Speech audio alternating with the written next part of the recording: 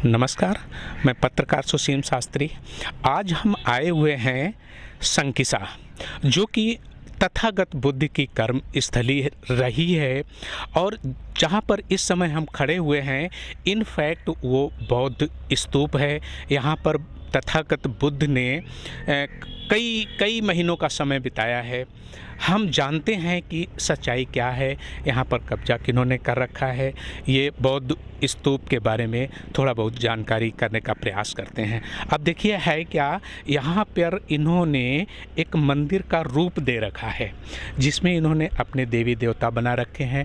और ऊपर जो झंडा दिख रहा है, ये इधर जो झंडा दिख रहा है ये यानी कि हिंदुज़्म का, ये इस बौद्ध स्तूप को हिंदुत्व में परिवर्तित करना चाह रहे हैं। इसी बात का विवाद पड़ा हुआ है यहाँ पे। और सामने देखिए, इसी बात के विवाद को लेकर PAC पड़ी हुई है ताकि कोई विवाद ना हो सके। इनफैक्ट ये बौद्ध स्तूप है, ये तथागत बुद्ध की कर्म स्थली रही है।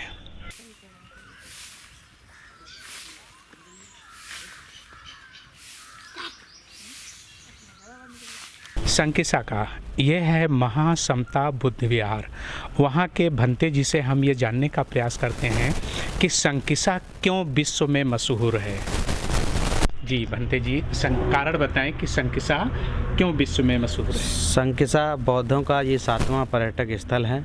यहाँ पर भगवान बुद्ध ताबतीन श्लोक से अपनी माँ को सतपत्थान का पाठ देने के बाद क्वार की पूर्णमासी पर अचल चैत्य स्तूप पर आए थे, जिस पर जितने भी यहाँ के जन लोग थे उनको उनकी भाषा में उन्होंने सतपत्थान पाठ का जो ध्यान साधना का जो मार्ग होता है उन्होंने वहाँ पर लोगों को बताया था।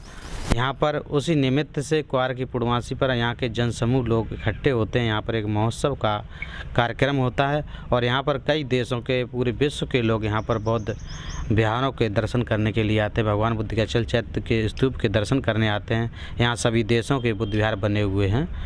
और अच्छा, ये अभी हमने देखा है कि जो मेन स्तूप है, मुख्य स्तूप है, वहाँ पे PAC पड़ी हुई है। तो हम थोड़ा आपसे ये जानना चाहेंगे कि PAC क्यों पड़ी हुई है। क्योंकि यहाँ पर जो हिंदू लोग हैं वो भी यहाँ पर अपना बिसारी देवी का बताते हैं कि हमारी एक बिसारी देवी हुआ करती थी। उन्होंने यहाँ पर कई लोगों के दुख दूर करने के लिए यहाँ पर वो आई थी, कंपिल से यहाँ पर आई थी। तो बताते हैं कि हिंदू लोग यहाँ पर आकर के अपना विवाद भी करते हैं, अपनी आकर के कहते हैं कि ये मेरा स्थान है। लेकिन पुरातत्व के अनुसार जब वहाँ पर देखा गया तो गज स्तंभ अभी भी पिछले साल जब लॉकडाउन लगा हुआ था तो सम्राट अशोक द्वारा निर्मित जो रेलिंग होती है, जो विहार बनाए जाते थे, तो उसकी बाउंड्री वाल हुआ करती थी। तो जब सड़क की खुदाई चल रही थी तो उसमें सम्राट अशोक द्वारा निर्मित रेलिंग की वहाँ पर शिलान्यास निकले हुए हैं। उस पर भगवान बुद्ध के चित्र अंकित थे। वो आज भी हमारे संग्रहालय में सुरक्षित रखे हुए हैं। यानी कि इस भारत की भूमि को जहाँ पर हम खोदेंगे वहाँ पर बुद्ध ही निकलेंगे, ये सत्य है। ये सत्य है, क्योंकि जितने भी पुराने स्तूप या बौद्ध विहार हैं सभी जो सम्राट अशोक ने बनाए थे, 84,000 स्तूप, जितने भी हमारे जो पर्यटक स्थल हैं उन पर तो सभी जगह भगवान बुद्ध के अवशेष निकलते हैं। जितने भी पुराने खंडर अगर उनको खंगाल के देखेंगे तो बुद्ध ही बुद्ध निकलेंगे।